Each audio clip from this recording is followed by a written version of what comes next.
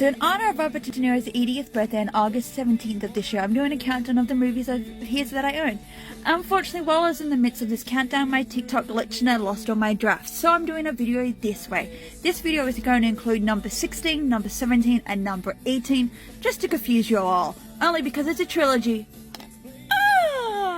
Meet the Fockers. So, as a kid, I actually thought Meet the Parents was my first Robert De Niro movie. But that's actually not true, and when we get to the video, I will tell you which video of his was my first De Niro movie. Now, I loved these movies as a kid. Meet the Parents and Meet the Fockers had a huge influence in the way that I viewed the family lifestyle in a live-action form. The fact that this came out originally in, I think it was 2004, let me double check. That's a lie, it came out in the year 2000. So I would have been 5, maybe 6 years old. And look, when your family's having a little troubles like mine is, you kind of look up to, like, Jack, right? Anyway, so let me give you my Letterboxd review of these three. And also, before I give you my review, let me just show you something that I've noticed about these three. And it's very, very odd. So, mind the glare, as you can see the way that I've laid it out, can you notice a thing that I think is very odd with these? No? Okay, so look at Meet the Parents. Why does the DVD cover look odd? I don't know if you can tell, but Ben Stiller looks strangely smooth. Robert De Niro looks like his head is not matching the direction of his body, which I get sometimes when you sit down and you move your heads don't always whatever. But that looks really eerie. And then we get to Meet the Fockers. Okay, so he's got some wrinkles here. Why does Barbra Streisand look eerily smooth? And then we get to the Mama Burns. Again, why does her head not match her body?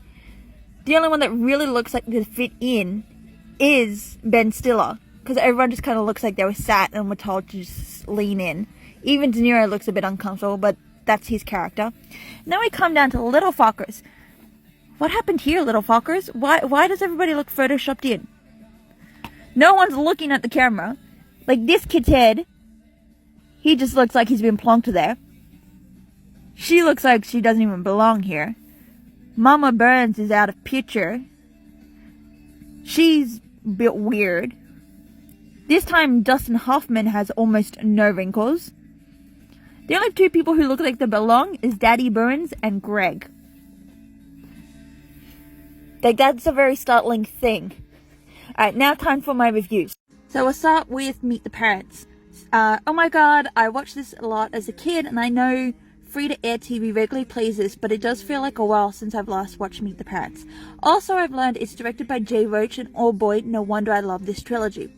Watching as an adult, I'm able to understand and see a whole lot more compared to when I was a kid and thought everything was funny.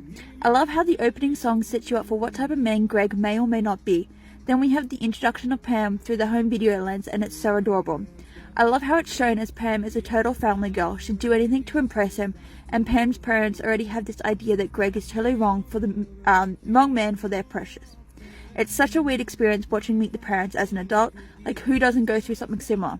So we're going to jump over to Meet the Fockers. I love the opening, how it almost mirrors the first movie with the way Greg's working on a patient. I finally noticed the running suitcase joke in this one. I love how the flight attendant from the first movie makes an appearance in this one. I can't believe how many years it's taken me to notice so many callbacks to the first movie. I like how they bring an X into this one just like in the first movie. It's interesting to notice how different yet same the sequel is. Sure, the family dynamics are there, but it's showing how in the first one, Jack was a typical old white man. And in this one, his family finally sees that his way is actually quite hazardous. Unfortunately, noticing that they introduced LJ, Little Jack, I felt like the baby didn't really need to be involved. You probably didn't need the baby at all, especially since the baby disappears in most scenes. Okay, now we've got our last one, Little Fockers. So I watched these all in unison, 12th, 13th, 14th, and there's something I learned that Jay Roach only directed the first two, he did not touch the second one. So, let's go. This is going to be a long one. I remember seeing this at the cinemas and absolutely loving it. Let's see if a decade or so on if my opinion has changed. Also, they changed directions for this one. The first two were Jay Roach, and this one's Paul Weitz. After watching the first two, I noticed the differences in this movie. The hospital exterior shot is missing. Greg made it clear that he didn't want to be part of the bureaucratic aspect of his job. He loved being hands-on with patients, so why chuck him in a suit? Cameos. What made the first two movies work is they focused clearly on the family and didn't rely heavily on cameos to fluff up the screen. How did Mama Fokker get a TV show? In her first appearance, it didn't give any hint of Mama doing anything more than in her house classes. At least Daddy Fokker kind of fits into the realm of what he was in his first appearance in the sequel. Well, this is annoying. I loved this movie when it was first released, and now I'm very meh. Another thing that bugs me with this is Jack made it very clear that him being part of the CIA was hush-hush in this one, yet he chose to actively mention it whenever he got the chance to. Why? The difference between this movie and the first two movies is that this one isn't self-contained. The first two movies were set in homes either in the Burns or Fokker home, and it allowed itself to play with 6 people in one area. This one plays with multiple people amongst the scope of America, that it feels like it's lost its main characters. I know in the sequel they played with the idea of physical violence, but they never went through with it, so why in this one? So I noticed when you change directors, it does affect the way that you have the rest of your franchise. De Niro and Stiller have both confirmed that they would come back for a fourth if there was a script good enough for it. I feel like a fourth isn't needed. Like, the third one wasn't really needed either, but, you know, things change and it happens. I'm just kind of a little mad that looking at it now, there's a lot of things that are very heavily different and I don't like it. But I'm going to stick with my first two. I even noticed that Little Fockers isn't yellow like Meet the Parents are, because that would have concluded the trilogy, so, like, you ruined my color run. Thanks, guys. But yeah, so that was videos 16, 17, 18. Now we're going to jump over to video 19.